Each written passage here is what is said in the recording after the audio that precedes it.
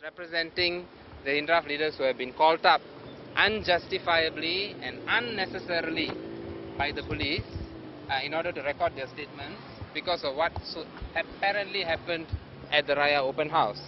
Now, we were issued, the three of them are Jayathas, Mr. Selvam here, and Ms. K Shanthi, who is the wife of exiled Hindraf leader P Waythamoorthy. Now, they were informed in the notice in black and white that they are being investigated for illegal assembly and criminal trespass at the open house. Now, there's only one way to describe this so-called investigation and these so-called offences. They are absurd, ridiculous, and the most silly exercise and abuse of police powers that I think we have heard of so far. Let's be very frank about this. This is a complete abuse of police investigation powers. Secondly, this is a blatant example of a politically motivated investigation into citizens. Okay, so this is why, on another topic, this is why you really have got to look at reform of the police force, because they are clearly being used by government leaders. They have taken the cue from government leaders, and they have instituted this ridiculous investigation against the people who have been called up today. Now, let me also add that there's no basis to this investigation. Nevertheless, we have been summoned, so we are here. What is very clear is that this is intimidation, this is harassment, and this is another chapter in the continuing political persecution of the Hindraf movement, which is doing nothing but fighting for those Malaysian citizens who are marginalized irrespective of race. Okay, so we view it very seriously. But we just want to reiterate, it's a waste of time. I mean, we are lawyers, we are officers of the court, we've got things to do, as well as these activists, they've got things to do as well. Daily we hear people are being robbed, mugged, raped, things like that. But the police seems to be very busy doing this kind of stuff. So despite this, I mean, we're going because we believe in what the rights of these people are. At the same time, we think the police have got better things to do. These are not the most wanted criminals. Daily they can just open up the papers and they can see what they're supposed to do. Right?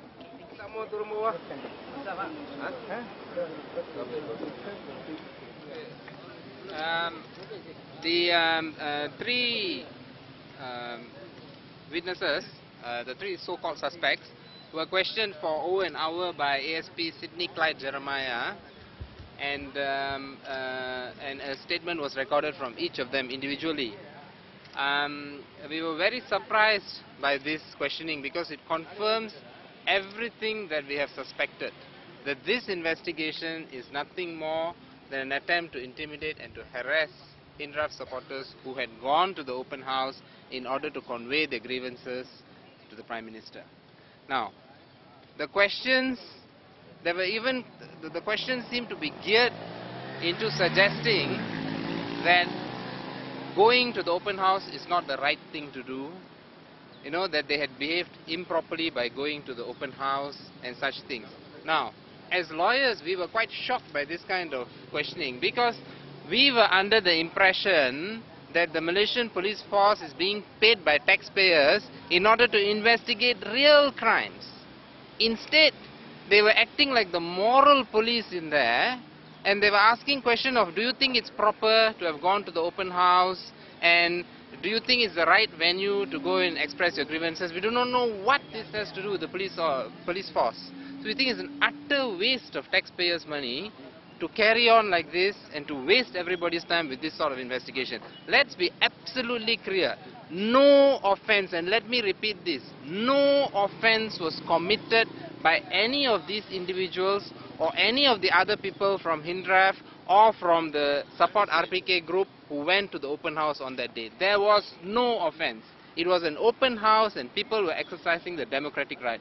Now, to make a big deal out of it and to try and criminalize innocent citizens just goes to show the desperation of a government that is faced by a mass movement that is asking for justice, which is Hindraf, and other groups asking for justice in other ways such as abolition of ISA. This is purely an act of desperation. We are disappointed, we are shocked, and we think it's an utter waste of police resources.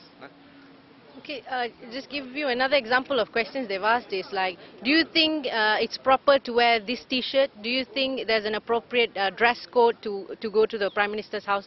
I mean, these are questions that does not lead to any offence as such. So whether they think or not, that's not the issue. What is the offence that they've committed? What are the evidences they have to ask these questions? It almost looks like some, moral officers doing their job. So I think, I mean, it's an insult to our intelligence to even answer to those questions, and our clients have actually chose to remain silent because these questions should not be dignified with an answer. They indicated they are investigating due to a report made by a police officer called DSP Lee, who has covered or was on duty at the PWTC, the Prime Minister's house. And based on that report, they're making an investigation.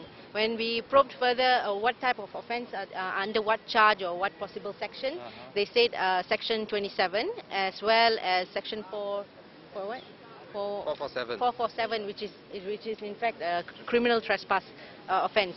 But none of the questions indicate that kind of questions. I mean, basically the questions are not referring or leading to an answer which would bring them to a charge. The questions are, do you think it's appropriate for you to behave in such a manner, and do you think it's appropriate to go and ask, or have you handed a memorandum? None of these answers, even if it's in the affirmative, would not indicate an offence as such.